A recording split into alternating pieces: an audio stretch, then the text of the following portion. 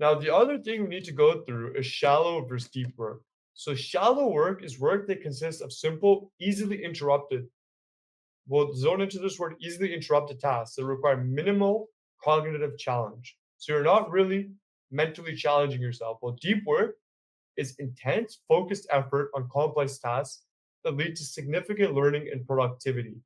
So, shallow work is the work you do when you have your iPhone sitting right beside you. Notifications are always going off, right?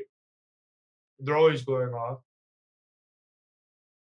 I don't know why I'm not on DMV Mate, right now. I'm just my phone is on another floor, so I am doing deep work right now.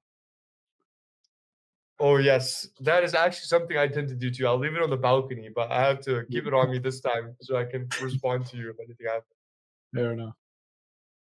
But yes, that see exactly what he does is he puts his phone on a different floor. What I did in undergrad was I'd actually put my phone in the car. And because Yeah, in I did Canada, that. Yeah. sorry? Oh, no, no, I did that as well a fair bit, but I see where you're going. Yeah, and especially in Canada where it gets really cold. Like in the Yeah, winter, I don't want to go outside to grab it. So I'd yeah. rather sit inside and continue working than grab it. So now we're Mm, lowering the barrier of entry for studying, but we're making it harder for us to procrastinate. yes. So one study trick or tip I'm going to give you is that most people can only do deep work for 1 to 2 hours. If you've done it for a long enough period, you can manage it for 4 hours. So actually schedule your Pomodoro cycles around that. So what I did in undergrad is I would schedule 50 to an hour long Pomodoro cycles with 10-minute breaks because my lectures were 50 to an hour minute, 50 minutes to an hour. So it got me used to focusing during lecture. Now what I do is if I feel like I'm in the zone or if I'm in flow, I don't even do the break. I just keep going until my brain cognitively can't handle it anymore. Yeah, similar. I basically probably go about 3 hours and then I'll need a break, but then I can potentially go another hour or 2, and that's probably the limit for the day when it comes to, learning. Then obviously you can get into other work.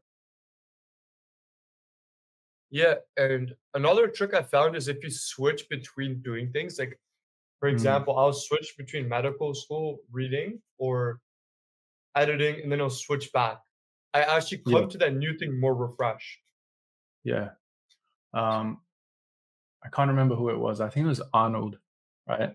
So maybe it was someone else more known for their intellect, but they used to take a break from, one task and play chess. So even though that's still cognitively demanding, that switch or that cognitive switch or context switch still works as a break because your brain's not tired of working, it's just tired of the thing that it's doing right now.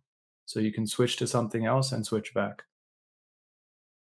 Yes, and very valid point, and that's exactly what we experience when doing that. So thank you for that. That really helps us solidify through the example of Arno why deep work and shifting between tasks is so important.